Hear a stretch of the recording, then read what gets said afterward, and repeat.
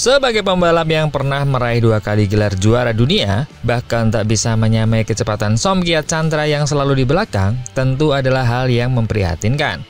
Dan hubungan Pecco dengan Ducati nampaknya sudah semakin tak berjalan baik. Bahkan terlihat sepertinya semakin tidak percaya terhadap Ducati. Apakah Pecco memiliki pemikiran akan pindah ke Aprilia saja? Dan juga ada Marc Marquez yang cedera setelah bertabrakan dengan Marco Bezzecchi, namun meredam suasana agar tidak digeruduk fans untuk menyalahkannya. Dan juga ada Acosta yang menggunakan trik cerdik ala Marc Marquez untuk podium di Indonesia. Nah, seperti apa lengkapnya? Kita bahas.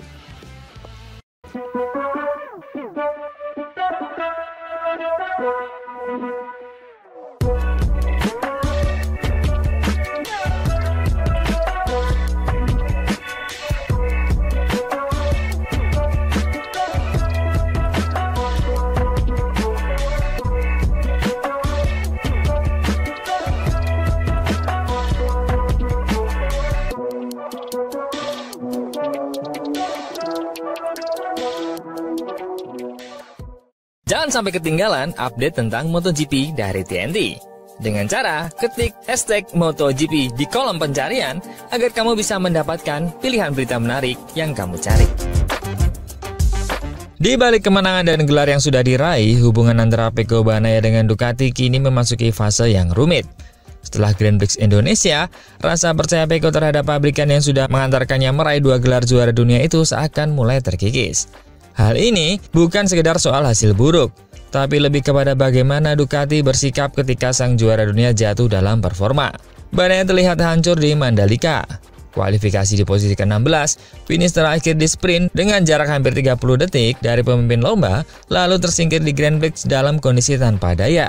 Skenario ini kontras dengan seminggu sebelumnya, di mana dia tampil superior di Jepang. Ducati kemudian mencoba melindungi emosinya dengan menjauhkan Bagnaia dari media. Namun justru langkah itu menimbulkan kesan bahwa ada sesuatu yang disembunyikan. Seorang juara dunia yang biasanya tampil tegar kini digambarkan rapuh, dan Ducati memilih menutupinya daripada memberikan penjelasan transparan. Masalah semakin pelik ketika isu soal motor kembali mencuat. Ada laporan bahwa Bagnaia menggunakan GP24 dengan paket mesin 25 di Motegi, yang diduga menjadi kunci kebangkitan di sana. Namun Ducati menolak mengonfirmasi klaim tersebut. Bahkan ketika VR46 menyebut hal serupa usai tes Misano. Inkonsistensi inilah yang membuat publik dan mungkin juga Bagnaia mulai bertanya-tanya, apakah Ducati benar-benar memberikannya dukungan penuh atau justru menyimpan kartu truf yang tidak sepenuhnya dia kuasai. Bagi seorang pembalap seperti Bagnaia, transparansi teknis adalah hal vital. Dia sudah 7 tahun bersama Ducati, mengenal tim ini luar dalam, dan selalu menunjukkan loyalitas tanpa ragu. Tetapi ketika paket motor terasa tidak konsisten dan komunikasi internal seolah tertutup, pondasi kepercayaan itu mulai goyah. Pecco tampak bingung menjelaskan penurunan performanya sendiri. Sebuah sinyal bahwa informasi yang dia dapat tidak sepenuhnya jelas atau seimbang dengan kenyataan di lapangan. Davide Tardossi memang berusaha meredam isu dan mengatakan Bagnaia masih mempercayai Ducati. Namun kalimat itu lebih terdengar seperti pembelaan publik daripada jawaban meyakinkan. Fakta bahwa Bagnaia sampai menolak menghadiri sesi media adalah indikator serius. Dia merasa tidak siap, tidak percaya, atau bahkan tidak ingin memberikan komentar yang bisa membuka konflik lebih jauh. Bagi seorang juara dunia, itu adalah langkah drastis yang terjadi. Kepercayaan yang mulai memudar ini berdampak panjang. Bagnaia jelas butuh keyakinan penuh menjelang sisa musim dan persaingan ketat di tahun depan. Jika rasa percaya itu terus terkikis, dia bisa kehilangan arah dan motivasi. Sementara Ducati juga berisiko kehilangan pijakan dalam membangun hubungan emosional dengan ikon mereka. Lebih dari sekedar motor cepat, MotoGP adalah tentang sinergi antara pembalap dan tim. Jika sinergi itu retak, maka kecepatan di lintasan pun tak berarti lagi. Krisis kepercayaan ini mungkin belum sampai ke titik putus, tapi tanda-tanda sudah terlihat. Jika Ducati tidak segera memberi kejelasan dan dukungan nyata, Bagnaia bisa terus terjebak dalam pusaran keraguan. Dan bagi seorang juara dunia, keraguan adalah musuh terbesar. Kedepan, performa Pecco bukan hanya ditentukan oleh seberapa cepat GP25 melaju, tapi juga seberapa besar keyakinannya bahwa Ducati benar-benar di pihaknya, atau Aprilia lebih menarik.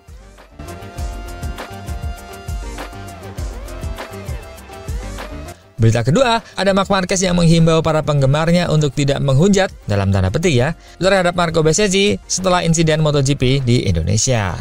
Insiden tersebut bermula ketika Bezzecchi, pemenang sprint race, berusaha menebus start yang buruk dari posisi pole. Dalam upaya mengejar ketertinggalan, pembalap asal Italia itu menabrak bagian belakang Ducati yang dikendarai oleh Marc Marquez saat memasuki tikungan 7 di lap pembuka. Salah satu tikungan cepat di sirkuit Mandalika. Benturan tersebut membuat Marc Marquez terhempas ke aspal dan terguling-guling di area gravel. Tak lama kemudian, Besetti juga ikut terjatuh setelah motornya menghantam perangkap kerikil. Momen dramatis itu membuat balapan keduanya berakhir lebih cepat. Menunjukkan sportivitas, Besetti langsung menghampiri Marc Marquez yang tampak kesakitan sambil menopang lengan kanannya dan menunjukkan ke arah bahunya. Setelah pemeriksaan awal, pihak Ducati mengonfirmasi adanya indikasi patah tulang pada bahu Marc Marquez dan kemungkinan juga melibatkan cedera pada ligamen. Pemeriksaan medis lanjutan pun dijadwalkan setelah sang pembalap tiba di Madrid. Sebelum terbang kembali ke Eropa, Marc Marquez menyampaikan pesannya melalui media sosial. Dia menuliskan, "Bukan cara terbaik untuk merayakan kejuaraan, tapi inilah balapan. Hari ini, kami akan terbang ke Madrid dan para dokter akan mengevaluasi semuanya. Tolong jangan menaruh dendam kepada Marco Besetti. Tidak ada yang melakukannya dengan sengaja. Terima kasih atas dukungan Anda." Adiknya, Alex Marquez, yang menyaksikan langsung jalannya insiden tersebut, juga menegaskan bahwa tidak ada alasan untuk menyalahkan Besetti.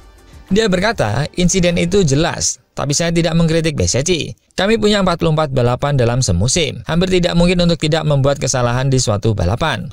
Sementara itu, Marco Besetti juga sempat menjalani pemeriksaan di rumah sakit. Hasilnya ia dipastikan tidak mengalami cedera serius, meski belum sempat memberikan pernyataan karena fokus untuk menjalani pemeriksaan medis.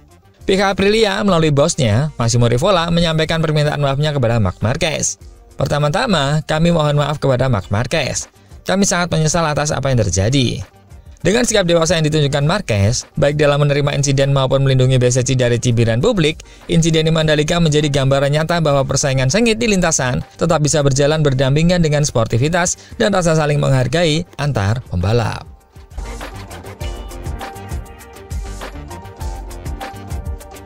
Berita ketiga, ada Acosta nih yang tiru strategi Marc Marquez untuk podium di Mandalika. Pembalap asal Murcia, Pedro Acosta, kembali menunjukkan kualitasnya di MotoGP Mandalika dengan menempati posisi kedua setelah menjalani balapan yang penuh manajemen dan juga strategi. Meski menghadapi masalah pada tekanan ban, Acosta tampil matang, mengendalikan emosi, serta membuktikan bahwa dia kini bukan hanya mengendalikan keberanian dan kecepatan, tapi juga kecerdasan dalam membaca situasi. Pada hari yang diwarnai dengan kecelakaan Marc Marquez, serta kemenangan tak terbantahkan dari Velmin Aldeguer, rookie KTM ini kembali mengukir jejak penting dalam musim keduanya di kelas utama. Mengawali balapan dengan baik, Acosta sempat berada di posisi terdepan. Namun, masalah tekanan ban depan yang terlalu rendah segera membuatnya kehilangan ritme. Sejak beberapa putaran pertama, saya mengalami masalah dengan tekanan ban depan. Saat Velmin menyalip, saya berusaha menempel, tapi tekanan ban dia lebih stabil, terutama di sektor kedua. Saya tidak bisa bertahan lama. Situasi sulit tersebut menunjukkan kedewasaan ekstra. Alih-alih memaksakan diri, Acosta lebih memilih pendekatan cerdas. Dia melepaskan posisi demi menstabilkan motor. Ketika membiarkan Rins lewat, itu justru membantu saya. Tekanan ban saya mulai kembali naik, dan saya bisa menghemat waktu cukup lama. Keputusan itu terbukti tepat, karena sejak itu Acosta mampu menjaga ritme, mengatur degradasi ban, hingga akhirnya menyalip Alex Marquez untuk mengamankan posisi kedua. Meski podium adalah hasil luar biasa bagi seorang rookie, Acosta menolak merasa puas. Dia justru memberikan refleksi kritis terhadap performa KTM yang menurutnya masih terbatas oleh pilihan ban dan pengaturan motor. "Kami selalu harus menggunakan ban depan lebih keras daripada yang lain, dan itu terkadang membatasi kami. Tapi, saya rasa kami sudah menemukan setelan yang membuat saya tetap agresif tanpa terlalu terbebani ban. Hanya saja, balapan di hari ini jauh dari kata sempurna." Di balik kritik tersebut, Acosta tetap memberikan apresiasi besar kepada tim KTM, yang menurutnya terus berkembang bersama dirinya. Dia menilai bukan hanya motornya yang makin kompetitif, tapi juga mentalitasnya sebagai pembalap. "Kami sekarang lebih komplit dibandingkan awal musim. Saya pribadi juga sudah melangkah lebih maju secara mental. Saya rasa saya sudah menjadi pembalap yang lebih matang, tidak lagi membuat kesalahan pemula. Meski demikian, dia sadar masih banyak ruang untuk perbaikan. Kami butuh sedikit lebih banyak traksi di tikungan tertentu, dan pemahaman lebih dalam soal penggunaan ban lunak. Tapi sekarang kami lebih dekat dengan Ducati dan Aprilia." Acosta juga menunjukkan sikap sportivitas tinggi dan memberikan pujian tulus kepada Fermin Aldeguer yang tampil dominan di Mandalika. "Ketika dia melewati saya langsung berpikir dia akan pergi. Dia menjalani akhir pekan yang luar biasa, beradaptasi lebih baik dari siapapun. Tidak ada alasan, dia memang yang terbaik." Di sisi lain, insiden yang menimpa Marc Marquez menambah dramatis jalannya balapan. Meski fokus pada dirinya, Acosta tidak menutup mata terhadap momen krusial itu. Mengingat kejatuhan Marc Marquez menjadi salah satu peristiwa yang menandai balapan minggu di Mandalika. Nah, dengan semakin nyatanya dengan KTM, apakah Costa akan tetap nyaman di KTM atau tetap tertarik berpindah ke Ducati? Menurut teman-teman gimana? Coba komen.